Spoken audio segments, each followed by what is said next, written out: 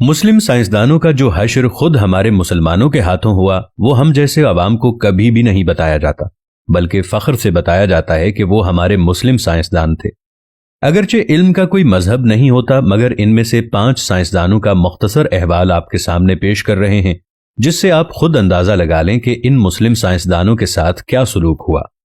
खुदा न खास्ता अगर मुल्क पाकिस्तान में भी कोई सियासतदान, कोई ऐसा साइंसदान पैदा हो जाता है तो वो भी मेंटली तौर पर खुद को तैयार रखे। पहले नंबर पर जो आता है वो है याकूब अल-कंदी। याकूब अल-कंदी फलसफे, तिब्बियात, रियाजी, तिब, मूसीकी, कीमिया और फल्कियात का माहिर था।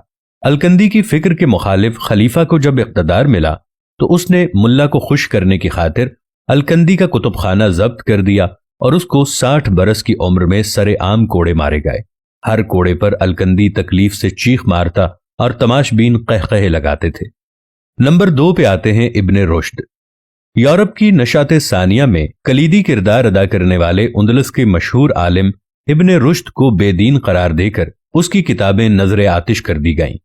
एक रिवायत के मुताबिक उसे जामे मस्जिद की सुतून से बांध दिया गया और नमाजियों ने उसके मुंह पर थूका।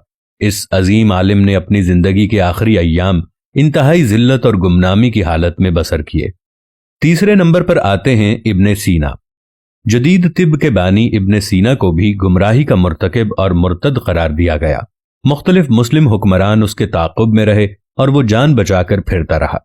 उसने अपनी वो किताब जो 600 साल तक मशरिक और मगरिब की यूनिवर्सिटियों में पढ़ाई गई, यानी अल कानून फित तिब, उन्होंने हालत रूपोशी में लिखी थी। चौथे नंबर पर आते हैं ज़िक्रिया अर्राज़ी।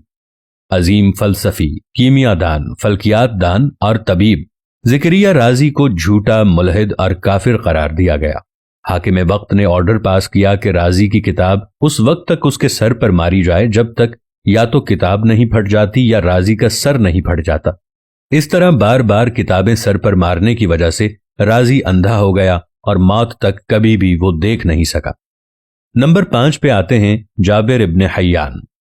जाबिर इब्ने हय्यान को मगरबी दुनिया के लोग जदीद कीमिया का बाप कहते हैं, जिसने कीमिया, तिब, फलसफे और फलकियात पे काम किया, जिसकी किताब अल कीमिया और किताब उस-साबिहीन सिर्फ मगरिब की लाइब्रेरी में मिलती है।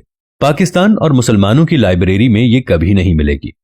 जाबिर बिन हय्यान से हाकिम वक्त का इंतकामी सलूक इस हद तक था कि हुकूमत वक्त को जाबिर की बढ़ती हुई शोहरत खटकने लगी। चुनाचे जाबिर का खुरासान में रहना मुश्किल हो गया और उसकी वालिदा को कोड़े मार मार कर शहीद कर दिया गया। जाबिर अपनी किताबें और लेबॉर्टरी का मुख्तसर सामान समेटकर इराक के शहर बसरा चला गया। हमारे मुसलमान हुक्मरानों ने इन अजीम साइंसदानों का ये हाल किया और मौजूदा दौर में इस बात पर गौर करना चाहिए कि अगर कोई काबिल इंसान हो तो मुआशरा और हुकूमत उसके साथ क्या सलूक करे। और डॉक्टर अब्दुल कदीर खान के बारे में तो आप जानते ही होंगे। उनके साथ बहसीयत कौम हमने क्या किया, कैसा सलूक किया, उन्हें क्या सिला दिया। हमारा मोहसिन इस दुनिया से रुखसत हो गया है, लेकिन हम फिर भी बेहिस हैं। हम अपने मोहसिनों का वो हशर करते हैं कि इसके बाद दूसरा उठने वाला सर इतनी हिम्मत नहीं करता कि वो इस कौम के ऊपर, इस मुल्क के ऊपर कोई एहसान कर सके। आपकी इस बारे में क्या राय है, नीचे कमेंट्स में जरूर बताइएगा। मिलेंगे एक नई वीडियो के साथ, तब तक के लिए अल्लाह निगहबान।